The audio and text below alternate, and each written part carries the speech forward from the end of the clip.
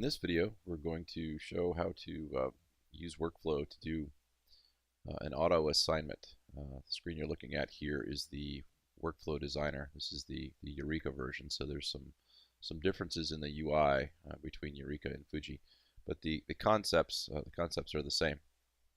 So as you look at the screen, what we're doing here is we're starting a process when an incident is created. Actually, let me show you in the properties view here.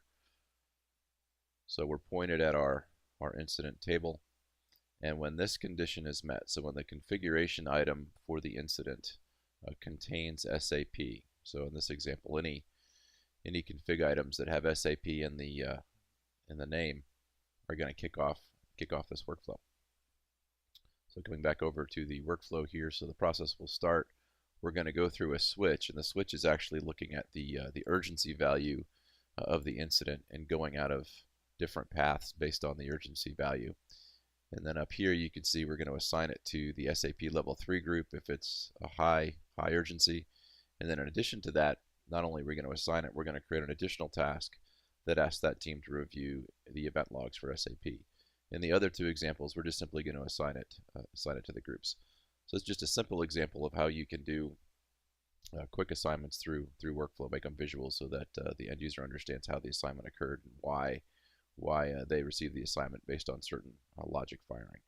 So I'm going to switch over to the UI here.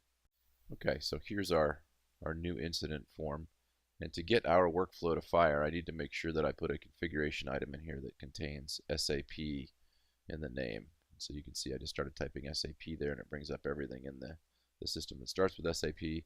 We'll go ahead and select SAP Financial Accounting. And then we'll set the urgency to high, just so we can get the high path to fire in our workflow. So that's all I'm going to do. We're just kicking off the workflow, or showing how the workflow will start based on an incident being submitted against an SAP config item with an urgency of high. Go ahead and click Save. And then when we scroll down, we can see there is a Show Incident Workflow link down here. Go ahead and click on that. And so here's the runtime view of what happened in that workflow. So the incident was created. It determined that the urgency was high. It assigned it to the SAP level 3 group, and now we should have an additional task related to that incident for that team to review the event logs. So I'll come back over to the incident.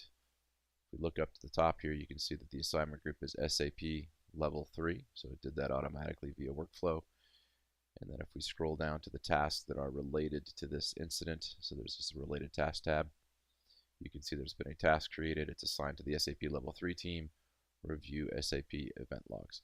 So just a simple example of how workflow could be used in the context of incident assignment.